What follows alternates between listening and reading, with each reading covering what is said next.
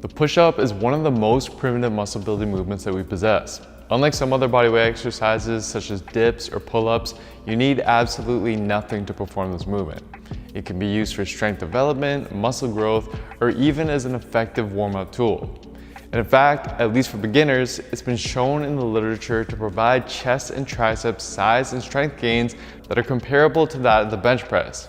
However, just because it's a simple exercise doesn't necessarily mean that it's simply done. Due to the high amount of muscle mass and joints which are involved in this exercise, there's a lot that can go wrong, which, as you'll see, is not only detrimental for growth, but is also problematic from an injury and pain standpoint, since we tend to do push-ups with a lot of volume, and the wear and tear from improper form can accumulate very quickly. So, in this video, I'll share what the most common and problematic push-up mistakes are and how to fix them right away so that you can start seeing faster growth while avoiding potential injury down the road. The most common mistake people make with their push-ups is flaring their elbows out, commonly as a result of using a hand position that's too wide, thinking that this is going to better target and grow their chest. But instead, it actually does the opposite while putting our shoulders at a greater risk for injury.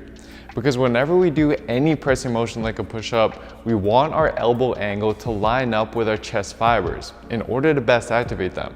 But what happens when we use a wide grip is that not only is the range of motion shortened, but our body is also forced to flare the elbows out to the sides whenever we get to the bottom position. So now, as you can see, the elbow angle and the tension is now best lined up with the front delts instead of the chest, which is what we want to avoid. In fact, multiple studies comparing a wider grip with the elbows flared out to a narrower grip with the elbows tucked in have indeed found not only significantly less chest activation with the wider grip, but also less activation of the triceps and less strength and power improvements, likely due to the reduced range of motion. So instead, use a grip that's roughly just outside shoulder width or narrower. And then when you execute your push-ups, don't forget to tuck your elbows in towards your body rather than flaring them out. Now, as for the optimal elbow angle, here's what research has to say. One study examining the effect of elbow placement during the push-up found that at degrees higher than 60 degrees out, the shoulder is placed in a compromised position that can lead to shoulder impingement. So keeping them tucked to below a 60-degree angle, preferably right around 45 degrees, is recommended. What you'll find when you implement this to your push-ups is that rather than moving vertically up and down, your body will now actually move forward and back, similar to the correct bar path of your bench press, which is a good thing. So make this simple tweak in your elbow positioning, as it will not only help place our elbows in the optimal position for chest activation, but will also be a much safer position for your shoulder to be in. Next, we want to be mindful of our hand orientation. The first problem that we see is when people have their hands turned in slightly. What this does is it not only encourages the flaring of the elbows, which, as I previously mentioned, is something that we want to avoid, but it also places our shoulders in an internally rotated position that puts us at a greater risk for shoulder impingement. Not to mention the added shear stress on the elbows that research shows this hand placement causes as well. So instead, when you perform your push-ups, keep your hands in a neutral position. So not pointed in, but also not pointed out. Because similar to how you would set your feet when you squat, you should actively screw your hands into the ground like so to promote external rotation of your shoulders before your push-up. So if your hands are already pointed out quite a bit, then this prevents us from being able to do this. Then, after you set your hands, you want to promote this position as you go into your push-up by thinking about distributing the weight in your hands more externally rather than internally, by again, thinking about screwing your hands outwards. Apply this tweak and you'll immediately notice a big difference in the stability and the comfort of your shoulders as you perform each rep.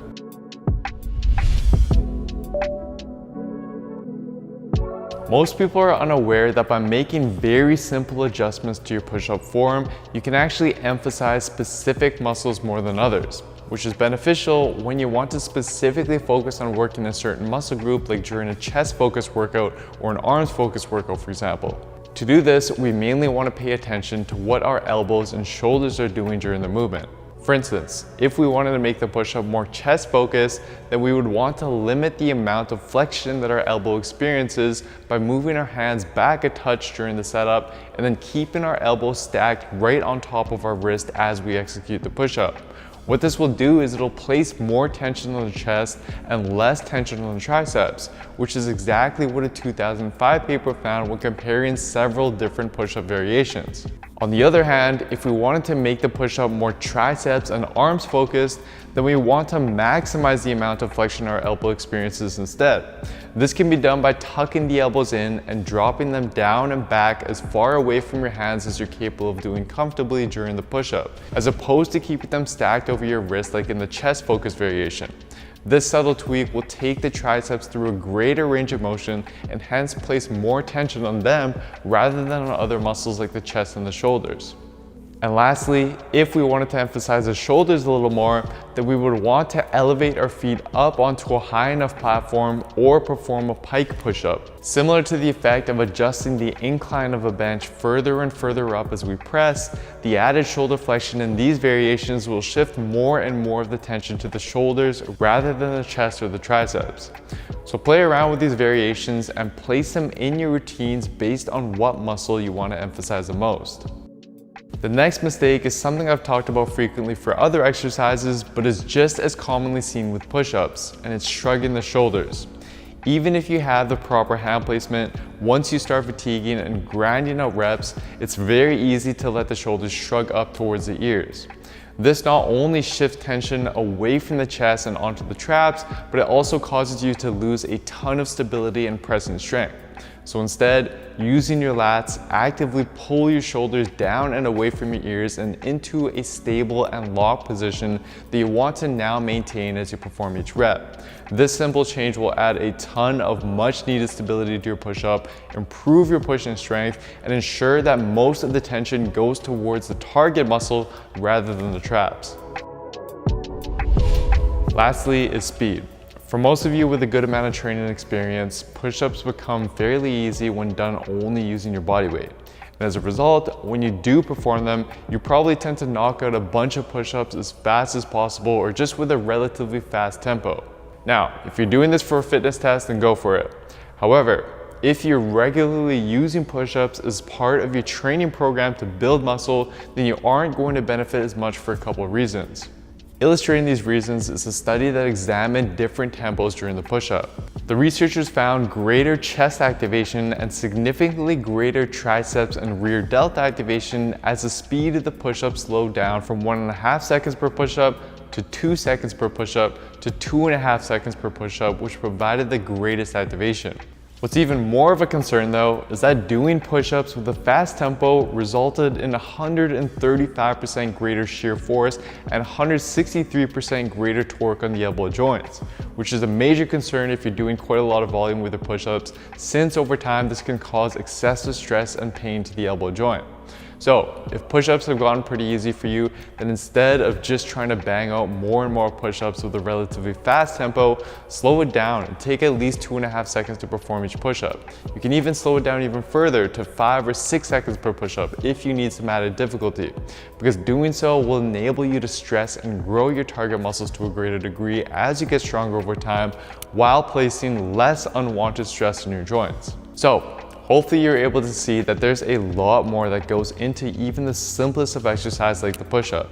Yet, if you want to see the best results while minimizing your risk of injury, then you need to apply this same level of detail to each and every one of your exercises in your routine. And for a step-by-step program that does all of this for you by showing you not only the workouts to do every week, but then how to execute those workouts and exercises to maximize your results, then simply head on over to builtwithscience.com and take our analysis quiz to determine which program is best for you and your body. It doesn't matter whether you have full access to a gym, just a set of dumbbells, or just your body weight.